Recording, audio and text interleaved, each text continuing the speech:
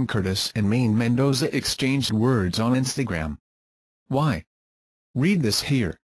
The fans of Maine Mendoza and Ann Curtis couldn't help but be surprised after the artists from the rival networks have exchanged words on Instagram yesterday, October 14, 2016. Ann Curtis is hosting at Showtime while Maine Mendoza is a part of Eat Bulaga. Now, Ann Curtis has recently posted a photo on her Instagram showing the poster of her upcoming movie called Bakit Lahad and Chigapo May Boyfriend, where she'll be working with Dennis Trillo and Paolo Ballesteros. Maine Mendoza then posted a comment on Ann's photo saying, Ann Curtis then noticed Maine's comment and replied, "Hello, hello." Maine then replied to Ann by congratulating her on her newest movie. Invite you to watch the video. Police chief spots senator's name in arrested mayor's drug logbook. News broke out just now that a senator's name is allegedly mentioned in a record book of drug transactions of an arrested mayor who is part of the links in the drug trade, a police chief confirmed. Former Mayor Rolando Espinosa's logbook of transactions included the name of a high-profile senator, according to Jovi Espinito, who was the police chief of the town Albura in Leyte. Espinosa was arrested last October 5 and was charged with illegal possession of dangerous drugs and firearms. Mayor Espinosa has been tagged by President Rodrigo Duterte as one of the protectors of illegal drug activities. Translation: I saw the name of a senator, perhaps that of a former Department of Justice secretary. Despite his attempt for discretion, it is not unknown to the people that Senator Leila de Lima is the only senator to have held the position of secretary in the Department of Justice during the previous administration of former President Benigno Aquino III. The police chief's statement comes after he filed on Wednesday a case of illegal possession of dangerous drugs against de Lima before. De Lima, who has been accused by inmates at the National Penitentiary of having received money from illegal drugs to fund her senatorial bid, has denied links to the illegal drug trade. Invite you to watch the video. San Beda Law School dean frowns on CBCP's decision to make de Lima poster girl for human rights. The dean of the San Beda College of Law has made it clear that he is against the decision of the Catholic Bishops' Conference of the Philippines, CBCP, to make Senator Leila de Lima as the primary advocate and ambassador of human rights. Father Renhilio Aquino frowned upon this decision, especially after a photo of the senator speaking at the pulpit after a mass that was held in the CBCP chapel was posted online. Why not invite a moral theologian? Why not invite an international law expert? Why de Lima at a time that she is under fire? The priests could have made a better choice, Aquino said. A netizen took his question to Fr. Renhilio and asked if it was alright for a politician to speak at a chapel for their advocacies, and he answered, "There are others who could have been invited to speak against the death penalty." Since attending the Mass at the CBCP chapel, de Lima has been visiting prominent Catholic schools in Metro Manila to talk about human rights and the death penalty. On Thursday, October 6, she was the guest speaker at a democracy and human rights dialogue at St. Scholastica's College in Manila. On Friday, October 7, she attended a similar forum at the Adamson University, and on Saturday, a Mass for Justice and Truth was held for her and victims of injustice at the La Salle Green Hills. In the coming days, the senator's office said de Lima has at least 3 more schools to visit. Invite you to watch the video. 2 ex-NBI officials called de Lima mother of all drug lords. The tables have turned for Senator Leila de Lima with regards to 2 of his former employees, which has been part of the National Bureau of Investigation. They recently accused the senator, who is now being linked to drugs, a mother of all drug lords. NBI Deputy Directors Reynaldo Esmeralda and Rula Sala charged the senator with violating the Republic Act 1965 or the Dangerous Drug Act of 2002. Senator de Lima, acting as the mother of all drug lords and through the use of her authority, was able to appoint and designate men inside the bilibid in order to ensure the perpetuation of illegal drug trade, said the 2 former officials. This could not have been possible without the support of other corrupt officials, and one of them is Ragos, they added, pertaining to former Bureau of Corrections Chief Rafael Ragos.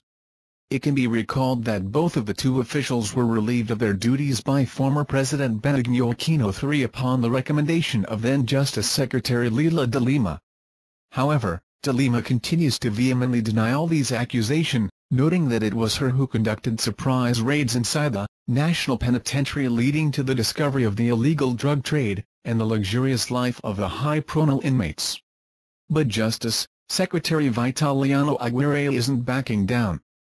Invite you to watch the video. Donald Trump is setting the stage to never concede the 2016 election. Donald Trump never accepted losing in his business life. Even when he very clearly lost, he simply declared victory and moved on. If you don't believe me, watch PBS's terrific The Choice 2016. His rhetoric over the last 10 days suggests he is preparing to follow that very blueprint on November. Over and over again of late, Trump has indulged in the idea of a broad-scale global conspiracy being organized to keep him from being elected. And he has repeatedly used language describing the election as rigged by a Democratic Party and complicit media playing dirty pool. At a rally on Friday in Greensboro, North Carolina, Trump leaned into his rigged premise. "This whole election is being rigged," Trump told the roaring crowd. "The whole thing is one big fix. One big ugly lie. It's one big fix." Given that rhetoric, it's difficult for me to imagine that in 25 days' time, if he comes up short to Hillary Clinton, Trump will simply concede the election. He is actively fomenting the idea that the results on November 8 will be invalid no matter what they say because of the rigged nature of the whole process. He is priming the pump among his supporters to never accept that he actually lost but instead had it stolen from him by the Democratic media complex, which couldn't deal with the truths he was telling. Trump, despite the hopes of many Republicans, isn't going to simply disappear on November 9. This is someone whose entire life has been in pursuit of an ever bigger spotlight. Trump now has the biggest spotlight in the world on him. He isn't the sort to willingly walk off the stage at the moment he has achieved what he's always wanted. And so, whether or not Trump actually believes the election is rigged against him, it's not. He has several self-serving reasons to continue to push the idea to and through Election Day. Trump, I think, has two options for his future in politics, assuming he loses this fall. The first is that he works to keep his bloc of voters together post-election and forms some sort of conservative alternative third party that aims to bash Republicans and Democrats in roughly equal measure. The other is that he starts a conservative media broadcasting company in an attempt to monetize the loyalty his supporters have for him and the anti-elites, anti-party message he has been pushing throughout the campaign. Neither of those options is served by acknowledging defeat at the hands of Clinton and shuffling off. Both are made more appealing, from a commercial perspective, by never conceding, by insisting that the race wasn't lost, it was taken. Trump has shown that he is a master of grievance politics in this race. He now seems to be setting up the greatest grievance of all for the voters who support him, that their votes don't matter because Hillary Clinton and all of her media enablers have already determined the outcome of this election. Is that dangerous for democracy? You bet it is. Invite you to watch the video. Zika reaches Makati, Mandaluyong. 2 new cases of Zika virus infection have been reported in Metro Manila this week, bringing to 17 the total number of patients found with the mosquito-borne disease. Health Secretary Pauline Jean Abayol said that, as of Thursday, her agency has recorded new cases in the highly urbanized cities of Mandaluyong and Makati. Earlier, 12 cases were reported in Iloilo City and its surrounding areas, and 1 each in Antipolo, Muntinlupa and Cebu. None of the patients were hospitalized, as of this report. They're all well and recovered, Abayol said in a press briefing on Friday. She added that the 2 new cases, involving a 27-year-old woman in Mandaluyong and a 42-year-old man in Makati, were both locally transmitted. According to Abayol, the World Health Organization has raised in their recently concluded regional committee meeting the possibility that the virus detected in the Philippine cases is endemic to the Western Pacific region. In the genetic typing of the viruses, it is different from the virus discovered in the African region and in South America. It is presumed to be endemic in the Western Pacific region, she said. Abayol said it was possible that the virus was already in the country even before the earlier Zika outbreaks reported in Singapore and South America.